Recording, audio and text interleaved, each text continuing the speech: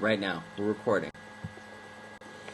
Hidden Document, but in Plain Sight, by Gregory Pleshaw, a.k.a. Gregory PTM. February 21st, 2010. And after she got off you the first time, she rolled over suddenly and mounted your backside like a tigress. Using the friction of the small of your back to aggressively bring herself to a second climax, then she softened, rolling slowly this time against you to bring herself to a third and final orgasm before collapsing on top of you in a heap. It was a position you enjoyed immensely because of the incredible erotic charge it brought you, as well as the enormous sense of comfort and security it gave you. And you'd asked other lovers to do it for you in the past, but they'd done so rather reluctantly and not nearly with the passion that she had, save for one girl. The first who'd ever done you like that, and you found it so wonderful and good that as it became a habit and not really a one-shot experience, for you were with that girl for a very long time and you made love quite a lot. You found yourself questioning not just your sexuality but also your gender. And you soon came out to her, timidly at first, as if asking for permission. Not just as a girl, but as a lesbian one at that. With both her and a small group of young queer friends in Seattle, as well as a few close friends on the internet, ex-lovers, one male, one female. And they helped you out as best they could. You briefly explored transgenderism and full transition, but you dismissed it as an unnecessary procedure, an invasive Western medical solution to deal with what was essentially a spiritual problem. Ironical, really, because you had used the Western model to deal with your own mental health for many years longer than perhaps you should have. And you recalled the Two-Spirit movement, had even dated one, and rebuked him and her because of your own fears about your own self, like the callous bastard you can be when you're frightened. And the radical fairy ideas that you had uncovered while in college, and had been fascinated by him ever since, but in the meantime, you were her girl. Not a woman yet, you knew you were just a girl, and she called you her girl. And you really were her girl. Especially when you were manic or anxious or crying, she'd stroke your face and dry your tears and strip you down and mount you from behind, grinding her clit against you until she came in a fit of giggles, and then she'd roll off you and you'd roll on top of her, and then you'd enter her for a gentle or manic screw like the anatomical man you are.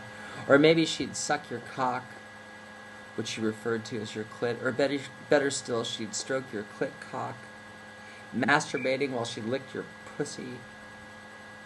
Really, your balls, but when she was touching you there or licking you there, she always said it was your pussy, and you would come so hard when she did that for you. And then you'd curl up in each other's arms and go to sleep. You were a lesbian couple, except on those days when you felt especially aggressive and macho and needed to reclaim your masculinity to deal with the outside world, and then she would be your little girl and you would be her daddy. And then you'd fuck her as hard as you could until she came again in a fit of giggles, and then you'd roll over and masturbate until you came all over her face. And finally, when the relationship ended in too many tears and total disgrace, you tried to forget all about being a girl, because you'd just been her girl and she was gone. It didn't mean a thing. It was just role-playing, and you were going to be a good patient now and take your meds and get a straight girlfriend and get married. But with the beautiful girl from South America building tension against your back, it all came back to you in an overwhelming flood of memories, and you had to fight hard to hold back the tears. You had just simply forgotten a very deep and possibly real part of yourself, because it was simply more convenient, less messy, less complicated, hard to explain and live by. You'd written the word queer on your forehead and let the Santa Fe Reporter take your picture, but you spoke of only bisexuality and polyamory and never really once dared to let people really know that you honestly felt like both man and girl because you didn't think they'd get it. Thought they might really think you'd gone crazy this time.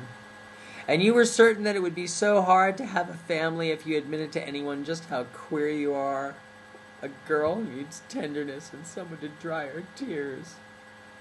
A man who loved to play with pussies and perform cunnilingus for hours. But also a cocksucker and a sodomizer and a daddy and a girl. And the thought occurs to you that you made a huge mistake to date any of the ones you were with after that. Karen and Jessica and Allie and Laura. For while they were all wonderful women and the sex was well worth having, they were really all straight women. And you really are a girl. And you really are a lesbian, maybe. You can, of course, fuck anyone in any way at all.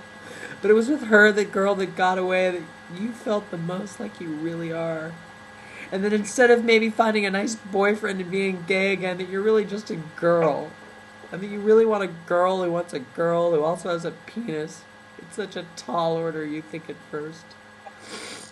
But you know that girl is out there.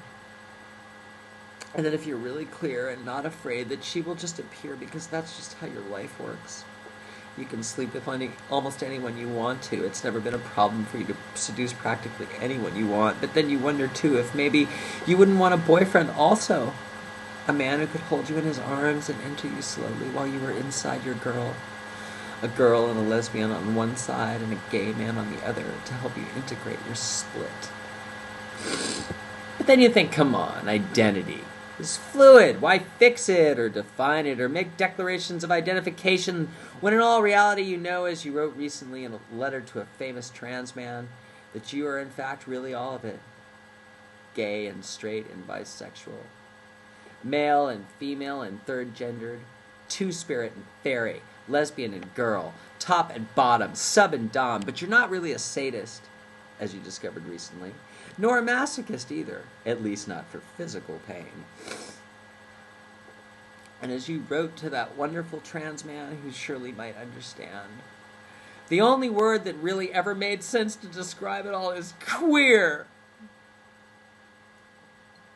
But the recollection that you might, in fact, be a girl that likes girls certainly goes a long way towards explaining why you tend to prefer women over men. But you still have to admit that you like men quite a lot as well, at least some of the time. Anyway.